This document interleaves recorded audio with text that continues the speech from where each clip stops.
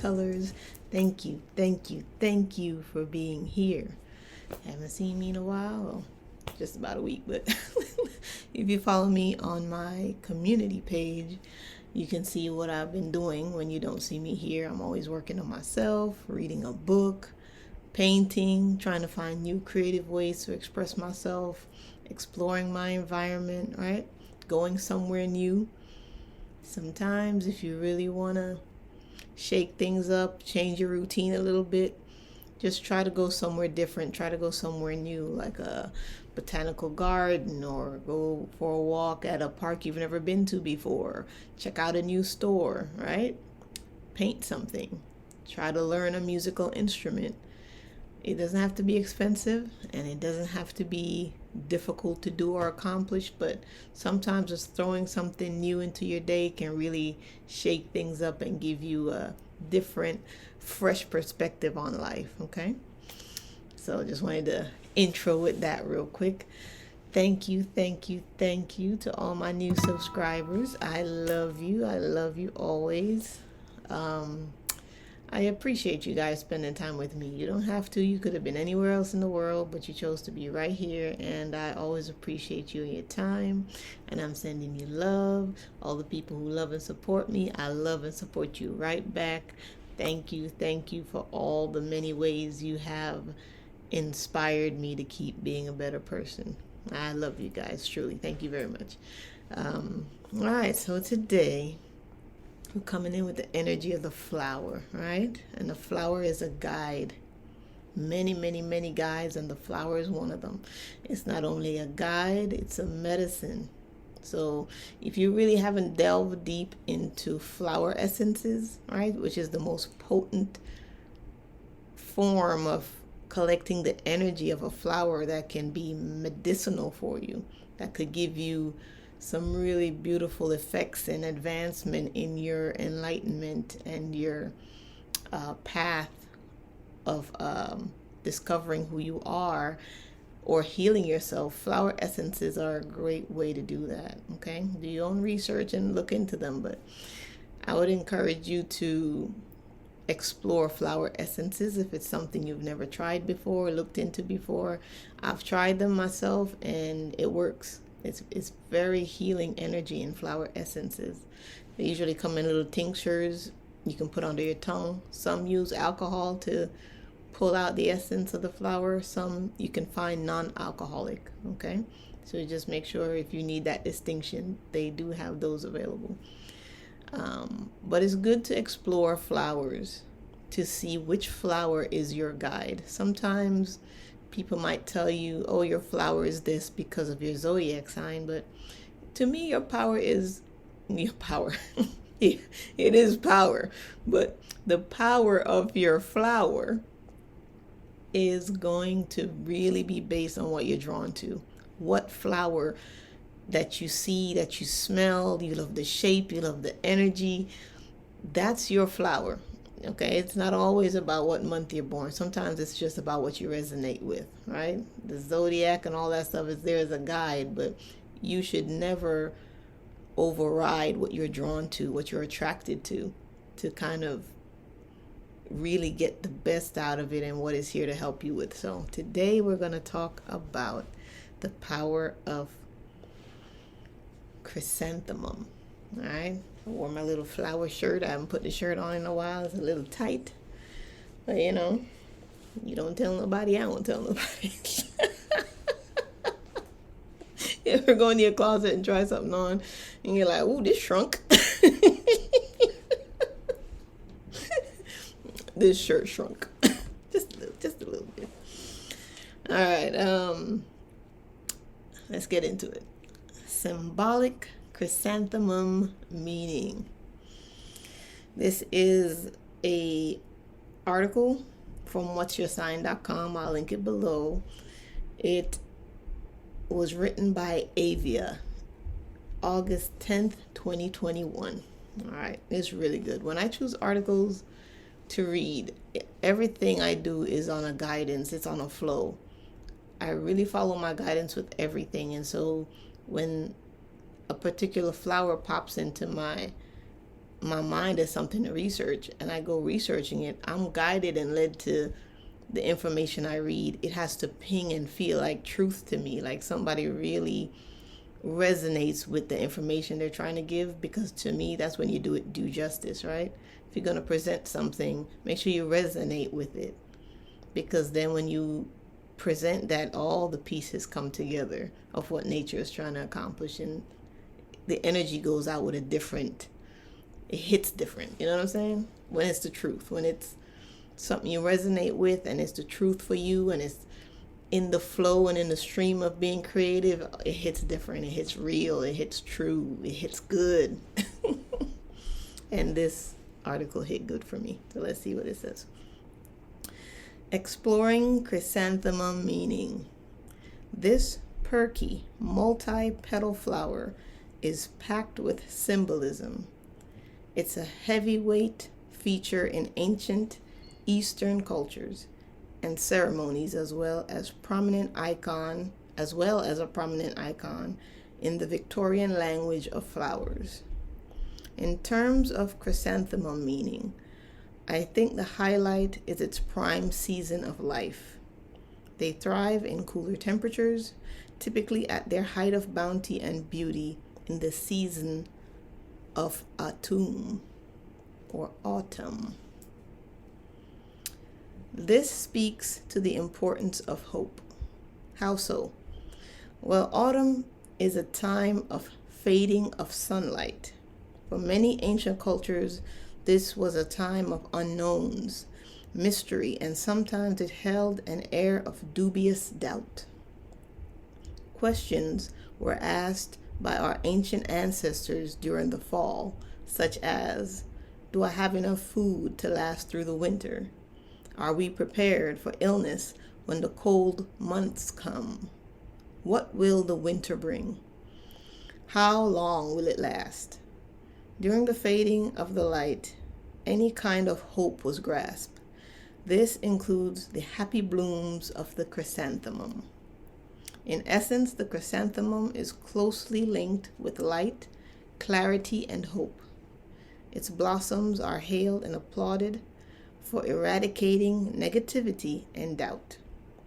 Read on for more about symbolic chrysanthemum meaning and how to utilize this noble bloom in your daily life. Okay, perennial versus annual chrysanthemum meaning. Some this one's going to tie my tongue up, I can tell. Some chrysanthemums are perennials, a symbol of returning focus, reoccurring themes, perennial wisdom. In this light, chrysanthemums represent a kind of never-ending wisdom, or a lifelong message that we keep on encountering. And this is important. I like this, how it ties in, because the last couple of days has really been energy for me of old themes coming up, right? So this kind of recurring cycle of purging, of healing, of letting go. So the perennial version of chrysanthemum kind of taps into that reminder that, things come up and then they fade and you release, and then they come up and they fade and you release, and in all of that process is the healing that continues to occur over and over and over again. All right, chrysanthemums that are annuals. These are reminders of the cycles of life, impermanence, and the value of seizing the present now. Viewed as a temporary aspect of life, of the life experience, the chrysanthemum represents the fleeting nature of all things and the importance of appreciating the good stuff we have at this moment. Chrysanthemum meaning in Victorian language of flowers. In the Victorian language of flowers, where certain flowers were unspoken code, allowing the subtle language to be expressed without speech. Different colors of chrysanthemum mean different things. For example, the yellow chrysanthemum is gently declining amorous advances. The red chrysanthemum It's a proposition, an invitation to ignite a new relationship. White chrysanthemums tell the truth, be honest, a request for utter candor. The violet color is a chrysanthemum for a merry wish for wellness. If a chrysanthemum is worn upright on a lapel, this is in Victorian language now, flowers, it is meant to convey success gained from hard work. It's meant as an honorary sign that life provides no entitlement. Instead, focus and determination win the big rewards in life. Ain't that the truth? All right, let me keep going. An upside down or reversed chrysanthemum meaning implies struggles and delay in the pursuit of happiness. It is also a sign of mourning. Those who wear an inverted chrysanthemum, according to Victorian flower language, are not to be approached, as they are grieving from loss or enduring a time of challenge. That's interesting. I also came across some other sites that I read before I settled on this one that talk about chrysanthemums being used to honor the dead. So being placed as like flowers at the gravesite, and it talked about making sure you don't steal flowers from gravesites because it can bring to you severe bad luck. I thought that was interesting. Who steals a flower from a gravesite though, really? I don't know. People can be weird sometimes. Chrysanthemum meaning in Eastern traditions. In Chinese culture, the chrysanthemum signifies a life of ease gained by sacrifice or hard work. It is also a symbol of high status, rank, and authority. As it is a long-living plant, it's been held as a symbol of immortality in Chinese iconography. In other words, the chrysanthemum is a potent Chinese symbol of longevity. Buddhists are fond of using this flower as offerings on altars. Symbolic of powerful yang energy, this flower is an attractant of good luck in the home. In Eastern meditative and Ayurvedic traditions, the chrysanthemum is associated with the heart chakra and the crown chakra. A common practice is to focus on the beauty of the chrysanthemum with a goal to blossom the beauty held within the heart, stimulating the heart chakra. This flower associated with the crown chakra points to the 1,000-petal aspect of consciousness. It represents the many layers of awareness that are in constant flux. Balancing the crown chakra by focusing on the blossoming chrysanthemum meaning is a great way to render higher consciousness, or perhaps even attain nirvana or the Zen state. That keeps coming up a lot for me when I research states of consciousness and how to get to higher states of consciousness. There really is this theme of focusing on one thing, like literally sitting there and just observing something and letting it shape your mind, right? Imagine the chrysanthemum with all those many petals, that if you kind of stare at it, it's not just the ability it has to change how you perceive things, the shape of it will shape your mind. And if it's constantly in a state of opening up all these many petals, then your mind almost wants to take the same shape and open up its many layers. So I think that's why focusing on something like the pine cone, the flower, the image of the flower of life, things that have these very sacred geometries, it affects us deeply in how our minds are shaped. And I think that's why focusing on something, it can really transform you and transform your consciousness into higher states, because you take the shape of that thing here. Just my thought, All right, chrysanthemum personality type. As a personality type in general, or specifically if born October 23rd to November 21st, Scorpio, the chrysanthemum indicates there are many layers to you. And just as soon as someone thinks they have you identified, you pop out with another blossom of surprises. You like clarity and honesty in all things. In fact, when situations are murky or unhealthy, you are the perfect sign to come in and clear the air or heal the situation. You are focused and tend to be serious in your emotions, but you are deeply intuitive and help others identify areas they need to work on for their own emotional growth. You are active and amorous with no end to suitors. Nice. All right, dreaming of chrysanthemums.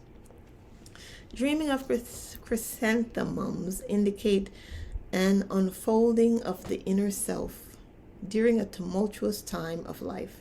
More specifically, it may represent a time of deep personal growth forged by hardship or conflict, the result leading to a stronger, more realized self. Stuff to do with chrysanthemums. When you encounter this flower, or if you want to employ its powers, here are a few highlights regarding chrysanthemum meaning and properties on a personal level. Meditate for demystifying. Deep contemplation and concentration upon the chrysanthemum blossom is purported to uncover mysteries. Its bright, jovial energy is meant to dissuade confusion and attract light. By association, meditating upon its blossoms is supposed to clear the chaos and reveal deep secrets. Honoring loss and easing grief. Chrysanthemums were often used as funerary decorations in both early Asia and in 18th century Western societies. The happy blossoms were thought to discourage morbid energy, shoo away negativity, and keep evil spirits away. Furthermore, the chrysanthemum is believed to uplift energy, which soothes the soul of those who have lost a loved one in death. Protecting the home and heart. As mentioned, these bodacious blooms are thought to ward off negativity.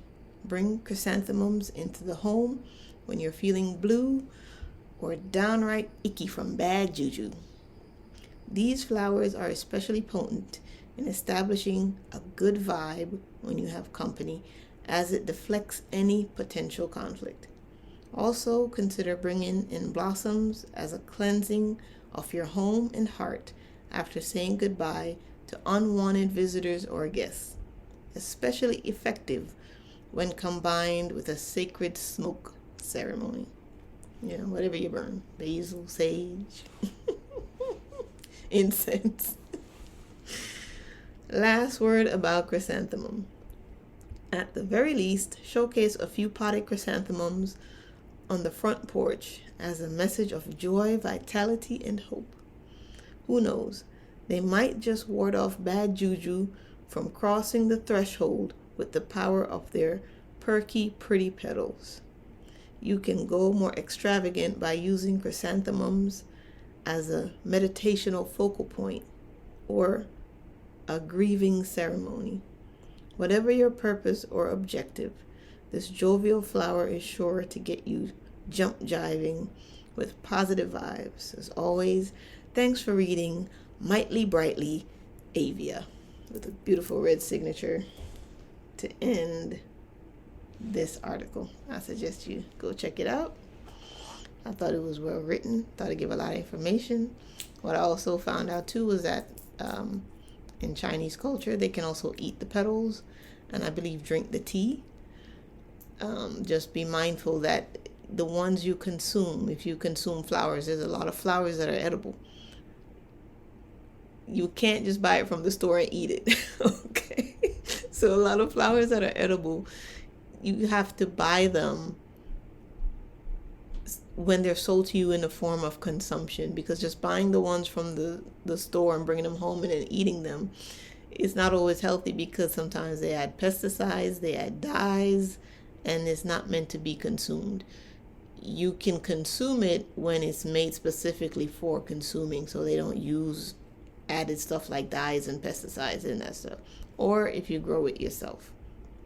Growing a garden, planting something, even if it's just some thyme, some basil, an onion, trying to grow mushrooms, it can help you to release anxiety. It can help you to become more calm in your energy, balance that yin yang energy out, right?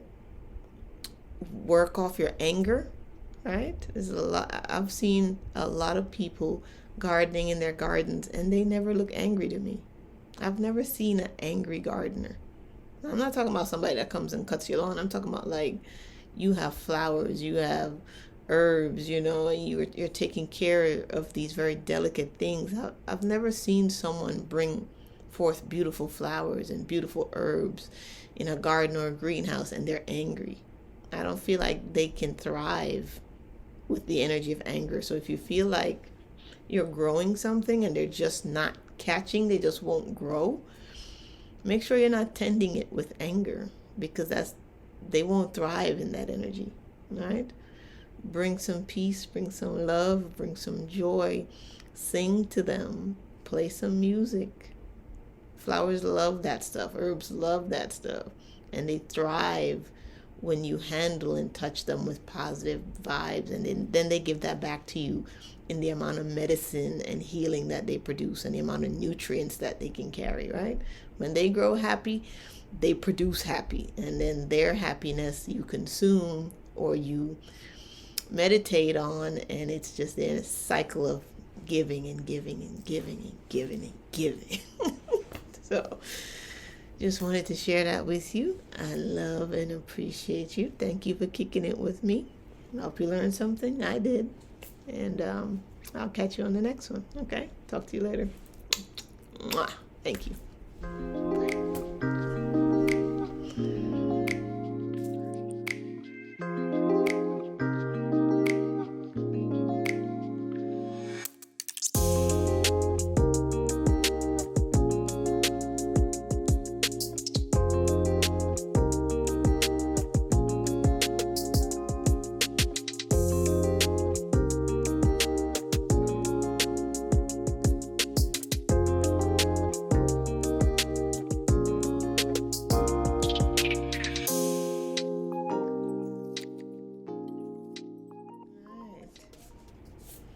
We're gonna pick 3.